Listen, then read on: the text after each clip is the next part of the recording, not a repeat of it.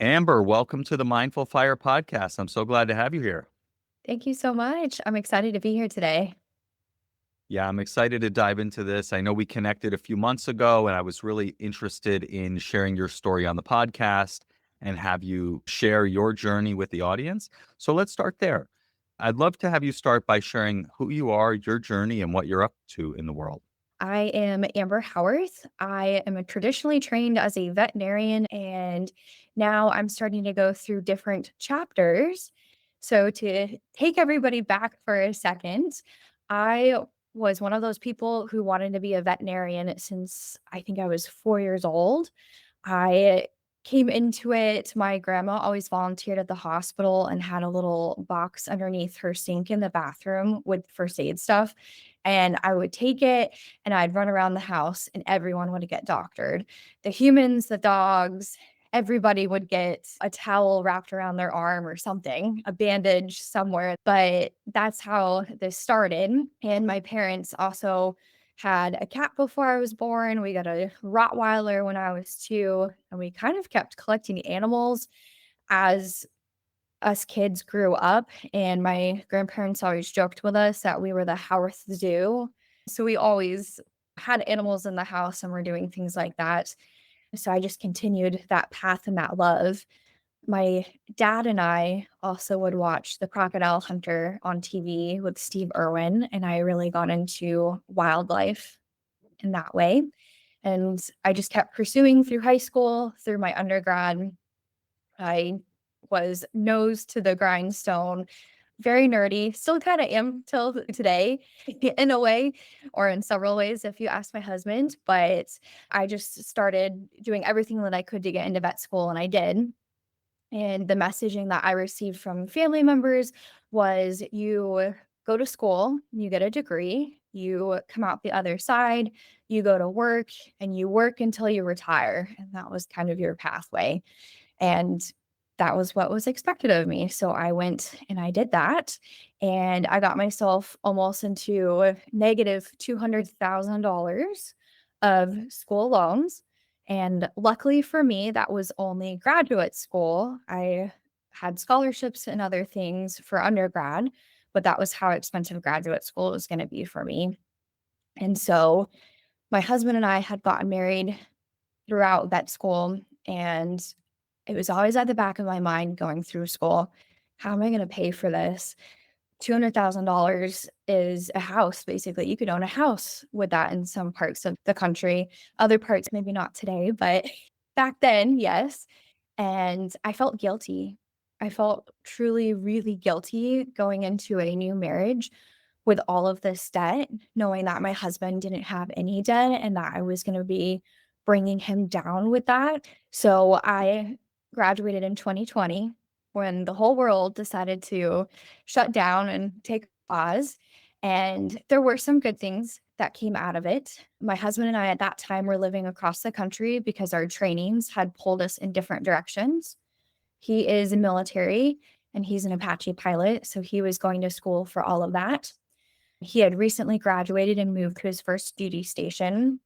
And the hospital, the teaching hospital that I was at, once the news of COVID roamed around, said that we can't continue for you guys to be in the hospital. Everyone has to go home, but we can't graduate you yet. So I took that as I'm going to fly, be stuck with him. If I'm going to be stuck with anybody, I'd rather be with him than in my apartment by myself. So I flew down there to be with him. And since I wasn't graduated, I couldn't work. We had some online stuff to do, but it definitely going from an 18-hour workload day of what they expected in the teaching hospital to absolutely nothing. I was going a little stir crazy. So I started researching and I fell into Choosify, White Coat Investor, Afford Anything, all of those. And I just could not get enough of that. My mind and my wheels started turning because I knew there were other ways to live. My aunt and uncle growing up have their own business and they're very, very successful. And I knew that people did their finances differently. And there was another way to do things other than work until you retire. And sometimes even people work past that and they're still working in their 80s just because they can't afford to retire. and I just could not get enough of it. So I went into my first year of being graduated as a new veterinarian, and my husband deployed that year. We ended up paying off my student loans in about 14 months. So we did have the pause. We had 0% interest, which really helped during that time. But I knew that I wanted to pay the debt off because it was such a huge weight on my shoulders. And we just attacked it. I mean, we were putting multiple thousands of dollars towards the debt, and we almost pursued it a little bit too hard, to the point where later on my husband told me, he goes, "Yeah, I didn't really like you at that point in our lives. You were going a little too hard at the debt here." And that was a big wake up call of, oh, we need to take the foot off the gas pedal a little bit. You can't deprive yourself so much that you're not enjoying life anymore. But we paid it off and we started investing and we started slowly relearning, how do we have this life that we love, but we also are saving for the future. And so, with that, when he got back, we moved across the country again to the South, and I started reliefing in that area. I picked up some work from another company, consulting as a coach to other veterinarians, and did that for a little bit until we got the news of, hey, you're moving again. But this time it's not across the country, it's going to be across the ocean to the other side of the world. And that was quite a shock. So we had to pick up and move. The military through this process was really good and helped move all of our things and everything. But then again, I had to transition into a new space and a new work life balance. We ended up moving to Korea, and we've been here since July of 2023.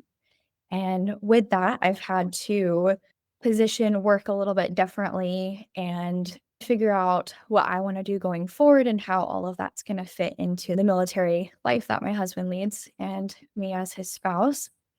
But that ended up shaping me into more of a traveler and being willing to solo travel by myself and hopping onto some conservation events and volunteering in South Africa, going to Thailand, working with elephants, and bringing about all of that. The idea for I'm a financial coach as well, and I'm in the process of getting my AFCPE credentialing for financial coaching. But I started thinking probably in 2022, maybe 2023, the very beginning, that it'd be really nice to own my own business and work for myself. And that idea got planted into my head while I was in vet school. I had a mentor that I met through one of the clubs that I joined that always said, you can do financially better for yourself and for your family and all of that if you own a business and you fast track yourself a little bit more. And that idea sat with me. And then I worked for his company for a little bit there. And I knew from hopping clinics across the country with my husband as the military moved us that I did want to own. And originally that was going to be a vet clinic. And then the idea kept shaping and forming until I was like, well, if we are going to move internationally, potentially multiple times throughout this career, I should start financial coaching because it's something that I am hugely interested in. I've done thousands of hours in research on it. And I love helping friends and family with their finances and making sure that the numbers make sense for them. And now that they can have a life that they truly love now and later on towards retirement. So, as I think I said a little bit earlier, there's just seasons and chapters that we've continuously gone through. And as the military has shifted us and moved us from one place to the other, our ideas keep changing. And what I need to do and be adaptable keeps changing. So that's where I eventually decided to go on the financial coaching route, as well as getting more involved in conservation. Very cool. Well, that's quite a journey. I appreciate you sharing that. And I think there are a few things that stand out to me. First is just how cool it is to be living your childhood dream of wanting to be a veterinarian. And I don't know what exactly your dream was, but for me, it sounds much cooler to be like taking care of elephants than just taking care of sick dogs. Yeah. I mean, Yep. either way, it's great, but pretty cool. I mean, you sent me some pictures to show my kids of you taking care of elephants in Thailand, and looks pretty awesome, I gotta say.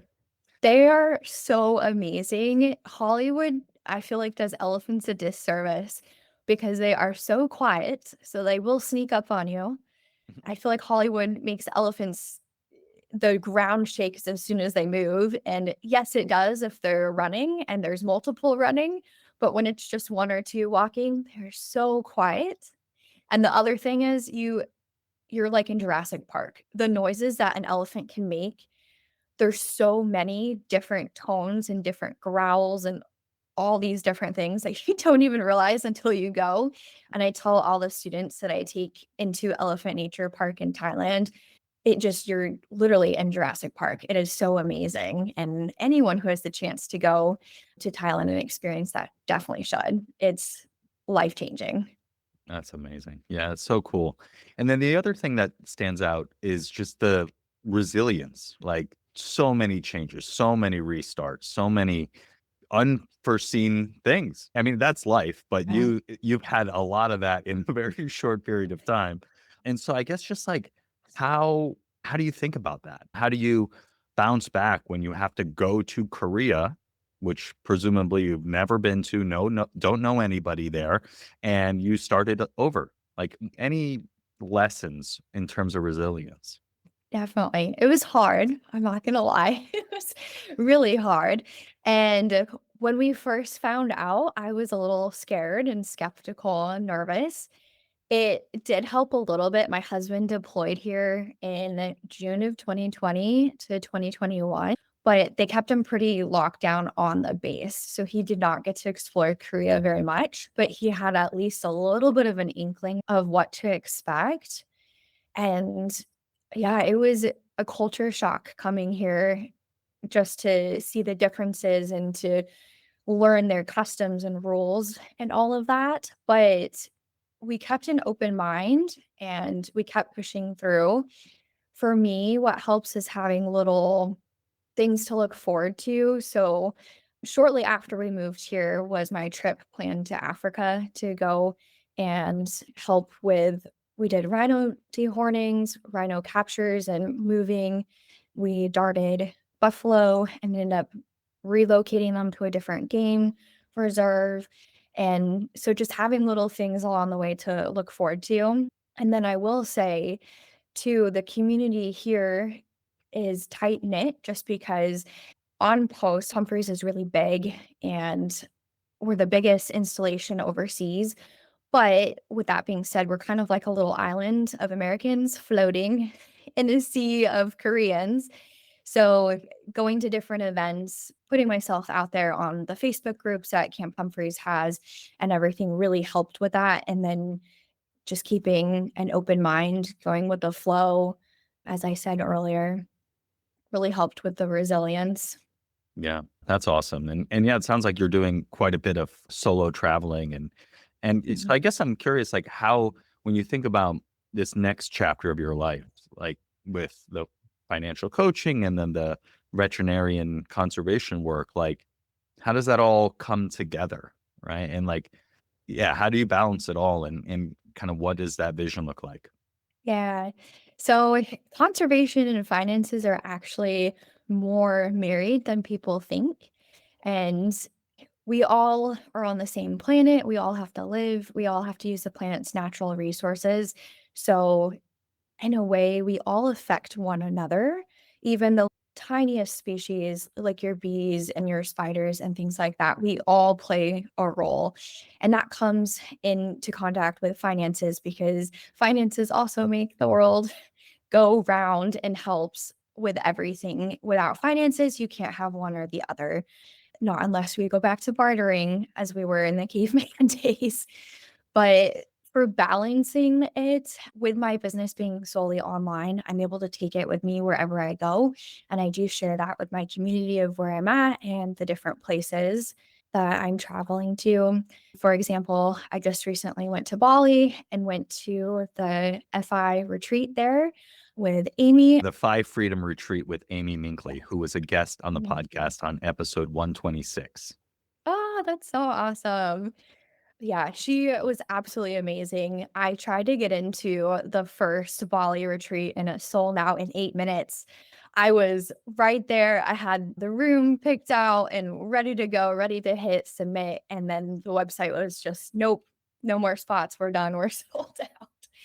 So I'm so happy that she ended up putting together a second retreat for all of us. But I was expecting to walk into that and solely talk about numbers and go deep with people into that, and it completely flipped the script on me. I walked in and it was all about your purpose and your emotions and what to do next, which was absolutely amazing. And I learned so much from the other attendees, the speakers. I highly recommend to anyone who's interested to definitely go. This was my very first FI retreat, get together, anything. I had never done anything like this before. And so I'm so excited to keep exploring FinCon and economy, campfire. I'm sure there's a bunch of other ones that I'm not listing here, but just wow. And I loved how it married finances with the travel and tying both of them together. Yeah, that's awesome. Yeah, Amy goes to all the events. She loves spy events so much that she created her own. There's such a power to be in community with people who have similar interests and are kind of living differently than most people. I am Mhm. now early retired. I say semi-retired because I'm building this business, but my vision was always to do it in my own time, in my own way. But most people are working, right? So, like, I've been doing a lot of golfing. So I'll be golfing and I'm always like, how are you out here? Right. And a lot of the people are older and are traditionally retired. But I was playing with this other guy. He's a bar mitzvah DJ. He does events and they're all on the weekend usually. So he can play during the week. So I was like, all right, let me get your number and let's hang out. Let's do more of this. But it is cool to be at these fire events. And I've only been to one. I've only been to Economy where I Mm. met Amy in person. But yes, it's so important to have these communities. And so I guess like you said, there was a lot of work around purpose there. And curious, like, what were some of the takeaways there? It's definitely one of the things that I'm still working on, but Jordan Gromit was there, Doc G, and some Ah, people know yeah. him, and they actually did a live podcast with him and Jackie Cummings Oh, yeah. there as well. Yeah, it was so much fun to watch them work together, but in essence, it was all about finding your little P purpose and not your big P purpose. So basically, just adding things into your daily life that bring you joy and taking out the things that don't. And a lot of us wait for purpose to kind of smack you in the face. And I feel like that has happened to me a little bit of you're reaching this goal, trying to become a veterinarian. And as soon as you graduate, you had this moment where it was like, now what? I just did it and I've worked all my life essentially and then 8 years of undergrad and graduate school. But now what do I do? Is that what's the next goal? How do I keep leveling up Mhm. essentially? And a lot of us chase that goal after goal and this, and I'll be happy if I get to X number, or I'll be happy if I just had this or whatever it is. And that made a lasting impression on me personally because it truly is you can't wait for purpose just to smack you in the face. You have to go out and do something, and it doesn't necessarily have to be world shattering. You cure world hunger and put that into place, but it's just the little things that you can put into your day every single day or week or month that truly bring you joy and take out the things that don't and make it what you want. You have to curate your own purpose. You can't let others and the external validation bring it in for you. Yeah, yeah, absolutely. Yeah. I forgot that he was going to be there. Yeah. So another guest on the podcast, episode 160, where we talk about big P versus little p purpose. And yeah, absolutely. You need to build your purpose as you go, as you get more clarity by taking little steps. And yeah, I love that concept of little p purpose and just really useful. And so pretty cool that you're able to be there and do that with him and Jackie and everybody. Yeah, met both of them at Economy as well. That's how he became a guest on the podcast. So community again. Small world in the Fi community. It is, and everyone is so supportive. Like, that's the thing I love about this. It's like, even if we offer similar services, like you offer financial coaching and I offer envisioning coaching, so what I offer is very similar to some of the guests that I've had, but I don't see us in competition at all. I see that we're all supporting the community, we're all supporting each other, and we're still a minuscule portion of the population, right? That live this way, that understand these concepts, that realize the potential for building financial independence and creating a life that you love, as I always say on this podcast. So it's really cool to be in places where you can build together and create new ideas and new ways of doing things. So that's awesome. So I guess I'm curious, like, what, as I don't mean to put you on the spot here, but like, what is your little P purpose that you're building? How are you building that? What have you Yeah. learned so far, I guess? Yeah. So far on this crazy journey that life has brought us into, my little P purpose right now is being able to wake up, go for a run with the dogs, or go to the gym. I have 2 dogs that are our fur children right now. We don't have any children of our own currently, but our dogs are our absolute children. We love taking them for runs or for walks in the morning, going to the gym, and then being able to work on my business and being able to promote financial independence, what it stands for, and then also dive into more of the money mindset behind that. And like we've mentioned before, pairing that with conservation because they just go hand in hand and we affect our ecosystem and the ecosystem affects us and we can't live without one or the other. And so being able to work on that, I do still we call it relief in the veterinary world. It basically just means that I'm a independent contractor for a clinic or a company or something like that. I've gotten into touch. I don't know if anyone in the community here would know, but Jungle Doctors on Instagram. She's a vet based out of Australia and she travels worldwide to help out with conservation projects. So I've gotten into touch with her to try to add more conservation onto my plate because I do really enjoy helping wildlife and giving back and volunteering. And so right now, that is what I'm building out as my little key purpose, as well as being able to travel with my husband and just see the world. Very cool. And so a lot of this work that you do, this veterinary work, is it paid work or is it volunteer work? The conservation portion has been mainly unpaid right now as I gain more experience in that because I did not do like an internship or anything like that right after veterinary school in wildlife or zoology or anything like that. So as I build up that, maybe one day it'll be paid, but right now it is unpaid. The other portion of that is I do work a little bit on base as a veterinarian, seeing dogs and cats. There's enough Americans over here in Korea that they need extra help with the veterinary care on base because we have that many animals to see.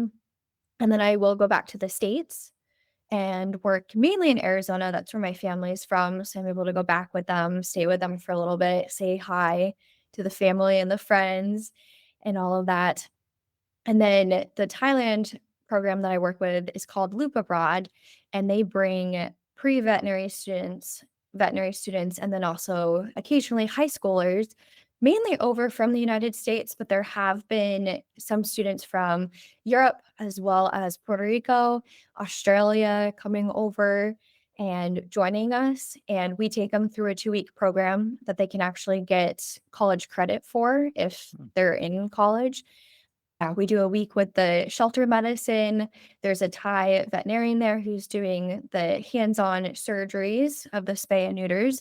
And then us American veterinarians are in charge of the anesthesia and teaching the kids all about anesthesia, going through the workbook, doing daily lessons with them. They do have a final exam for that as well. And then we take a week to go up to the Elephant Nature Park where we partner with the Thai vets, the Thai elephant vets there. And I call them kids. And I know that some of them are not kids, but still to me, they're my kids for the 2 weeks that I have them.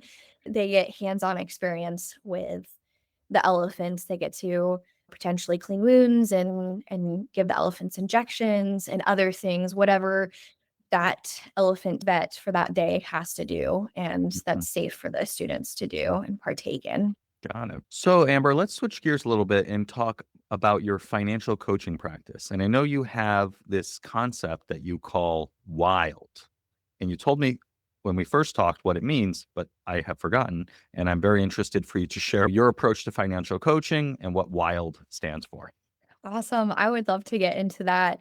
I would love to say too, I love earlier how you stated there are bunch of people in financial coaching and doing different things like this, but everyone comes from a different background. And I never feel like I'm in competition with anyone else because we all have the different backgrounds, the different experiences, and almost putting different touch points on the financial journey process. The wild method came out of my love for finances and conservation again, merging them together. But the first part, the W, stands for wealth management and wealth mindset. And so, truly digging into your money mindset and what that means for you.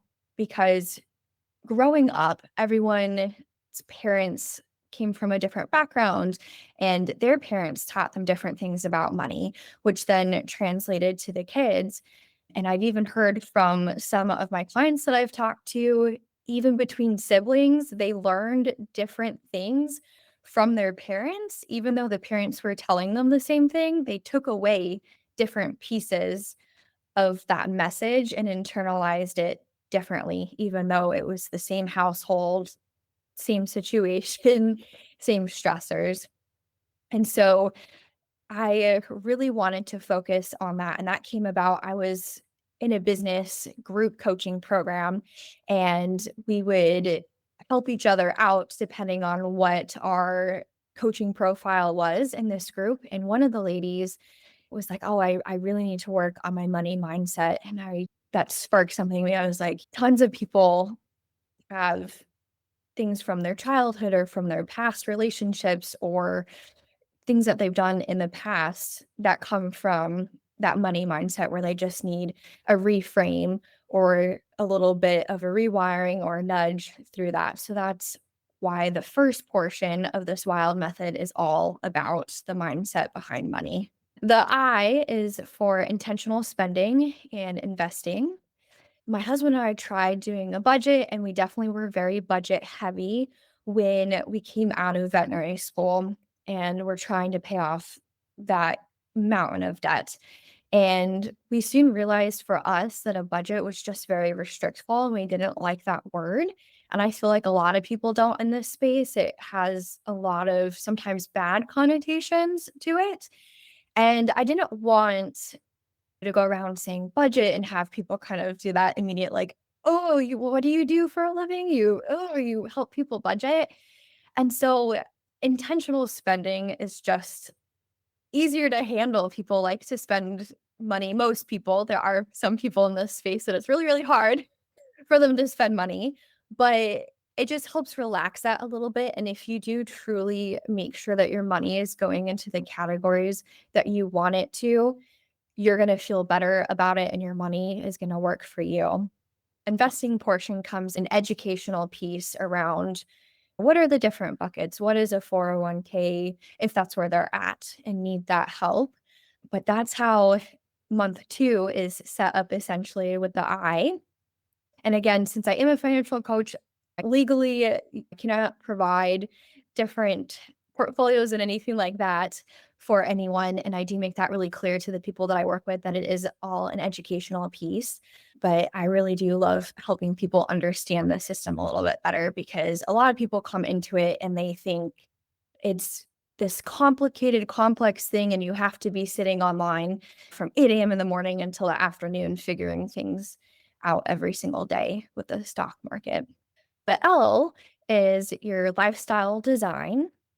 And I absolutely love this. It's taking everything that you worked on in the mindset portion and your intentional spending plan that you put together and really fitting it around what you envision for yourself.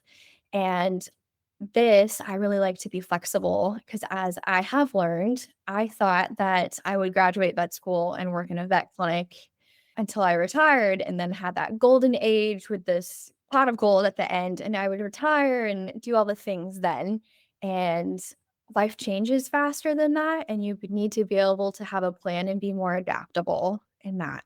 So, really honing in on the values and where you're wanting to go and what do you want right now and how that's going to change with you as you grow.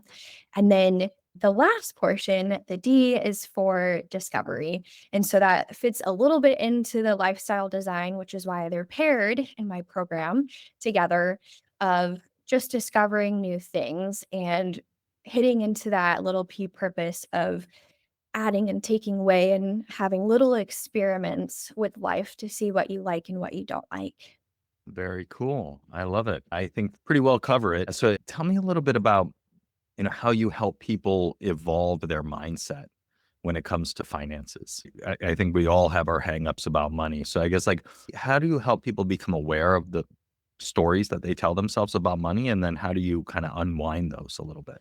Yeah, definitely. I like to take them through what happened during their childhood and describe all of that in detail with journaling prompts and seeing what that brings up for them and really trying to fine tune and sort all of those stories out for going forward. And so once that's done, then we talk about today and what they still feel from their childhood is having a pull on them and then going into the future of where do they want that to go and what do they want that to look like and what do we need to work on currently to get rid of the stories that they are currently telling themselves of writing down different affirmations and again going back to lots of journaling prompts thrown in there to really help them overcome those hurdles and see what we can work with together and then going through the different letters, even past that, it still gets brought up as we go through to continuously keep working on that mindset and making sure that we're making progress and not reverting back to where we were at. Yeah, that makes sense because I always say one of the core philosophies that I teach is that our stories create our reality, right? The way that Mhm. our brain works is our brain is predictive and it predicts based on past experience. And what we pay attention to essentially is planting, as I call it, planting seeds, which dictate what our brain predicts and ultimately what we live out. And so when we're talking about money mindset, we have 20, 30, 40, 50 years of history practicing these old stories. And so many of them are even under the surface and unconscious. And so we first need to bring awareness to those stories. And then kind of a question that's been helpful for me is like, is this useful? I notice myself telling me the story, oh, I'm never going to get ahead, or, I'm bad with money, or whatever it might be. Is this useful? Is this taking me where I want to go or no? And if it's not useful, we can just let it go. And so I imagine that comes up again and again throughout the process, especially as you start to make some progress, get some things in place, start to build out your investment approach and all these things. Those little unhelpful stories will rear their head, and you kind of need to address them throughout the journey. Yeah, I definitely come across that with so many people who will keep saying, "Oh, I'm bad with money," or "I never got taught it, so I don't know anything about it," or Mhm. whatever comes up for them. But yeah, it definitely is really good to ask, "Is it useful?" and drop it if it isn't. Yeah, exactly. Is it taking you where you want to go or no? And if not, choose a new story. So speaking of choosing a story, I talk about that as envisioning, but how do you help people craft this vision for their life? Yeah, it's definitely a time where people can get creative and excited because usually if you ask someone, "Oh, if money was not an option, what would you be doing?" Everyone usually has an answer for that, and it doesn't take people usually a lot of time to say something back to this, and I love to bring that up. If money wasn't an option, what would you be doing right now? And having them envision that and really get into the details, not just, "Oh, I would travel." Okay, well, write down or explain what exactly that looks like. Are you on a beach? Are you in a mountain? Are you in a different country? Exactly detailing out what they envision. And that's been very powerful for people. Yeah. Is there a certain time frame that you have them envision? I generally say, like, look 5 years out, right? And if everything Mhm. goes better than expected, what does that look like? Or do you Yeah. have a time frame that you help them look at? I usually do 5 to 10 years Okay. out. So long Um, range. mhm. Yeah, And how just do to you see go ahead. oh, just to see the different chapters and if they would still continue to do the same thing or if they would jump to something else. Interesting that you ask people, "What would you be doing if money was no object?" They have a quick response. I've not approached it in that way necessarily in everyday conversation. I generally ask people, "What is the big vision for your life?" For me, it's implied, but I should probably say it specifically, like, if you had the money to do whatever you wanted.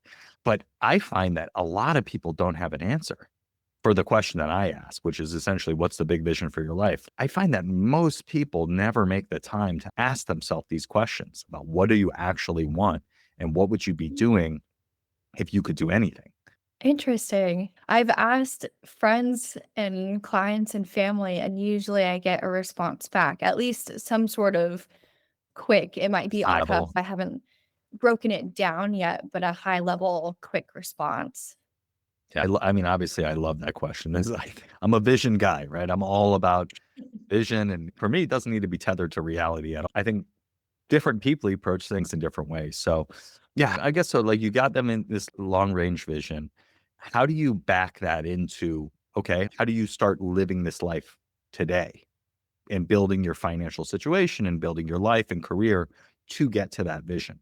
Yeah, that would go back to what can they do now to add in those little things that give them joy and breaking it down into the micro size bites. Because I mean, if someone says, "Oh, I want to quit my job and travel the world," they probably can't go and do that tomorrow. And so taking something like that and basically working backwards and breaking it down to, well, with the PTO that you have, can we start traveling? Can we make the PTO extend longer by taking advantage of all the different holidays that come up throughout the US?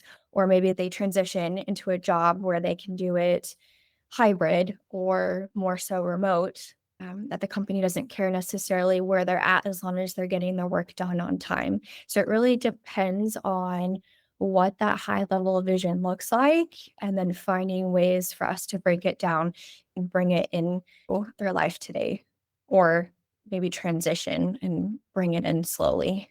Yeah, I love the Hopefully way that you was frame a it. good answer because it truly depends.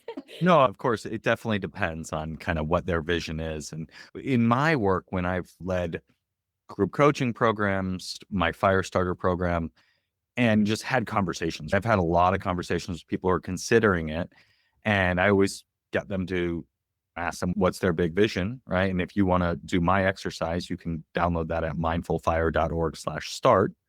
That exercise kind of gets that big vision out.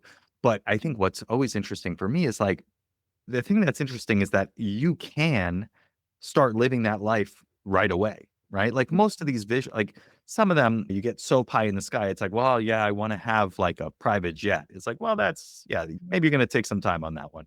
But most people, it's just like, I want to travel more, like you said, or I want to be able to take my kids to school every day, right? Like things like that. It's like, you can absolutely do that, right? Like Mhm, if your job does not allow you to do that, you can get a different job.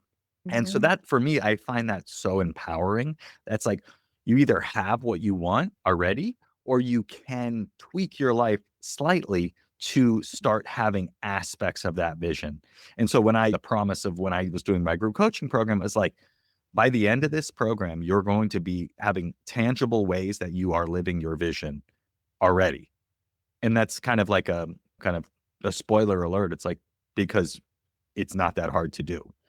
And the problem for mhm. most people is that they don't even know what they want, right? Which is kind of the people that when I was doing my group coaching program, it was very much for those people. They've reached financial independence. They don't know what they want to do for their next chapter. So they just keep working and they keep doing the same thing, even though they know they don't need to and they want to do something different. And so it starts with, what do you actually want? Yeah, I definitely agree. It ties back into that little P purpose and doing mini experiments to Mhm. see what do you like and does it feel good? Does it fit do you want to keep doing more of it and taking out what you don't like? We did an exercise through the FI retreat with Doc G, and he had us write down all of the things that we would do throughout our day, just anything and everything throughout the day, a week, a month. And then as we finished with that, we would cross out the things that we did not like. And all you had left at the end of it was the things that you did like. And that was really impactful because then you can see, okay, I like education and I like communication. And so circling those of how do I build more of these out and let go of everything else. Yeah, that's a underrated approach, right? Like we always think about adding things to our life, right? But we get a lot there's a lot of bang for your buck in removing things that you don't like from your life. Like if you Mhm. hate cleaning your house, you could find a pretty reasonably priced cleaner to do that for you, and you don't need to do that anymore, right? So Mhm. that's a huge thing that I often forget about, but is kind of a quick way to get more enjoyment out of life. And the thing I'll also say about the mini experiments, which is also an approach that I teach in my programs, it's like you don't know. Just because you think you want something doesn't mean you for sure are gonna Mhm. love it, right? You have to actually try it. And so you don't wanna build this up. It's kinda like what you were saying about, like, graduating vet school. You think, "Oh, that's everything's gonna be great. It's gonna be perfect." And then you get there and you're like, "Okay, now what?" And there's things about that situation that you like and that you don't like. And so mini experiments allow you to figure that out along the way with low risk, low investment mini experiments that you can try things on. And I think that is the kind of the best way to approach all of this because I'll speak for myself. Like I'm 1 year into semi retirement and I am still figuring it out. Surprise, surprise. Turns out life is just a series of figuring things out. And there are some things that I didn't necessarily expect, and I had a clear vision of what I wanted to do. There's also an unwinding of the old stories, kind of back to the Mhm. mindsets of working in corporate America for Google, which is a fast-paced, high-pressure environment for the last 14 years. There's a lot of unwinding that needs to happen to get into this new approach of being an entrepreneur in my own time, in my own way, and it's a year in and I'm still learning that, so it's gonna be ongoing, so you might as well start now. That's kinda how I approach it. Exactly, exactly. I always thought, oh, when I get to this point, I'll finally have it all together, have it all figured out. And life just throws you too many curveballs that you just have to Mhm. keep adapting and keep going with it and going with the flow and relearning things and learning how to do things new and differently. Yeah, exactly. Yeah. Yeah, that's so true. The even bigger vision for myself right now is to take people on a kind of sort of like a FI retreat, but have it also be conservation related and Okay, do a little bit of both and how they both connect and to just truly see how wonderful and amazing the world is and how special these ecosystems are and to be able to talk about finances and then go on a safari at night or something like that, or even volunteering and bringing the two together. I think that would be really cool to have either a group or maybe a family or something like that be able to go and experience things. okay. I Yeah. love it. So you have a bigger vision. Okay, cool. So let's do that. Alright, Amber. So let's switch gears now into the what I call the mindful fire final 4. Are you ready? Let's do it.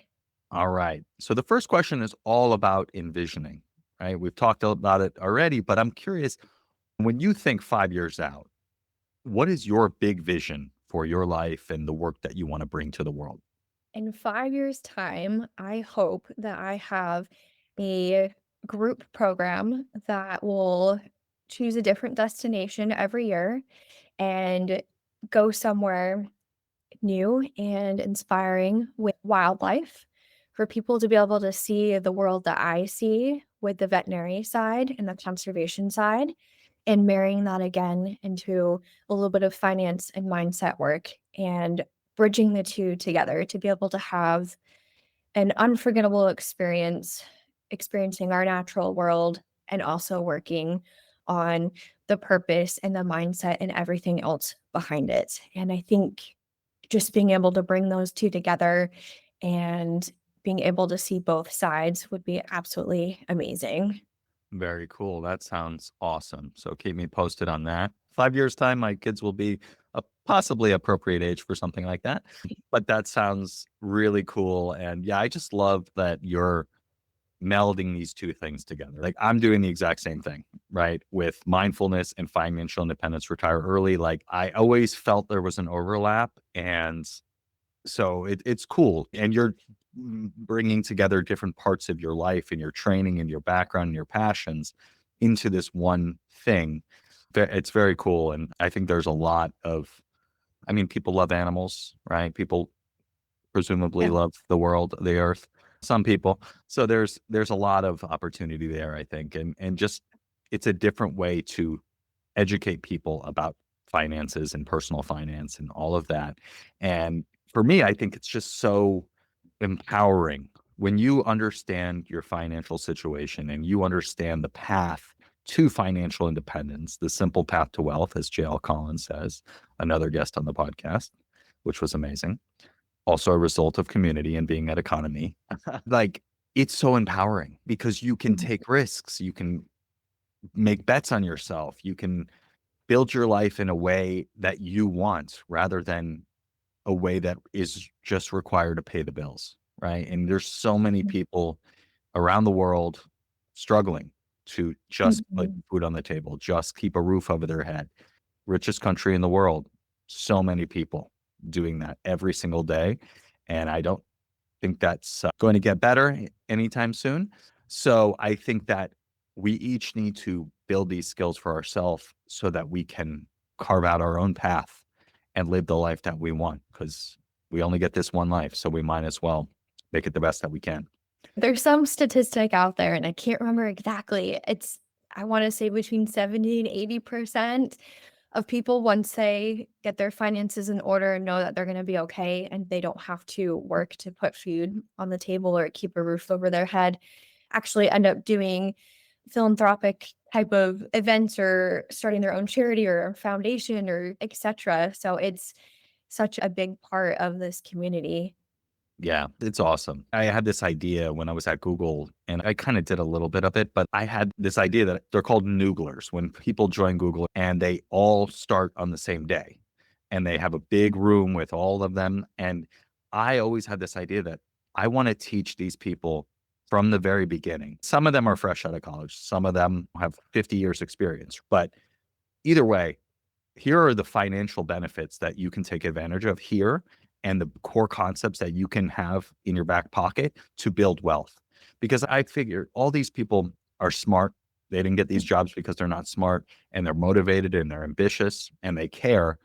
Those are the type of people that should reach financial independence early and not just have 5 BMWs sitting in their driveway and then they can actually do the work that they're meant to do. Answering emails Mhm. and selling ads is some people love it. Wasn't my life's work, but having the ability to do financial independence now allows me to do this. Allows me to build this Mhm. podcast, allows me to figure out how I can serve people and bring people together and connect them with each other, themselves and their biggest vision for life, which is my purpose. You know, it's my little p purpose and my big P purpose all in one. Yeah, it's a powerful thing when you get your finances in order. You want Mhm. to. Most people want to give back. All right, let's go to question number 2. The second question is, what piece of advice would you give to someone early on their path to financial independence? I would give someone just starting out, especially if they have debt, definitely pay it down. Try to pay it down fast if you can, but do not make the same mistake that my husband and I did of paying it down too fast and depriving yourself of everything in life because we got to a point where life was not fun and my husband and I didn't really like each other for a time because we're paying it off too fast and that was mainly coming from me, this pressure to get it done. So I do think getting debt paid off is really, really good, and everyone should strive to do that, and if you can do it quicker, fantastic, but don't let it become the sole thing that you talk about and the sole thing that your life revolves around for over a year or more. Yeah, great advice. You need to enjoy the journey as well as getting rid of that debt because, you know, it's working against you. 0% interest, it's impressive that you were going so hard at 0% interest, but you knew it wasn't going to last forever. So I think that Yeah. was a good decision, just maybe not at the speed you were doing it. It was one of those that we didn't know, is it gonna every couple months you'd be like, "Oh, it's gonna stop," and you never Mhm. knew what was gonna happen during that time, and so it it was just better for us at that point to pay it off. I know there's some other people in the community who'd be like, "Oh, you had 0% interest and you could have invested it instead," and the math probably would have worked out in their favor better than what we did, but our mentality and our mindset was it was just hanging over our heads, and we didn't like that feeling. Yeah, absolutely. And that's really what it's all about at the end of the day, right? Like numbers on a screen are one thing, but your lived experience and how you feel in your body and your relationship, that's a whole different thing and way more important, in my opinion. Definitely. All right. The third question is, what piece of advice would you give to someone getting started with meditation and or mindfulness? I love this question, and it goes back to the theme throughout all of this of don't let purpose try to smack you in the face like I did for a while. I was hoping that it would just kind of hit me one day and I'd be like, "Oh, this is it. This is what it is." And instead, you really truly have to build it, and you have to figure out what you like and what you don't like and keep going and keep being adaptable and pivoting and changing as you go through, and being really mindful of that, being open to having those new experiences and being open to make those connections. You truly have to go out and get things and network and connect with people. You can't just stay constantly in the sidelines, kicking the can further down the road, saying, It doesn't happen for me." Yeah. And you got to try things and you got to Mhm. take action and do the mini experiments because you're not going to figure it out by thinking about it. Right. And I got to take my own advice here with I'm pivoting my business and I've kind of been like thinking instead of just like acting, like just Mhm. do it, just try it and see what happens. But we can get in our own head. Even when you know this Yeah. stuff and you live this stuff and you teach this stuff, you can still get in your own head. So yeah, just start living your life. And if you want to learn more about the big P purpose versus little p purpose, you can listen to episode 160 with Jordan Grummett, Doc G. And you can also check out his book, The Purpose Code, which is a fantastic book and kind of walks you through exactly how to identify your little p purpose and start living it. All right, Amber. And the final question is, how can people connect with you online, learn more about what you are doing and offering? And how can people find you? So I am on Instagram at the FI Coach and Conservationist.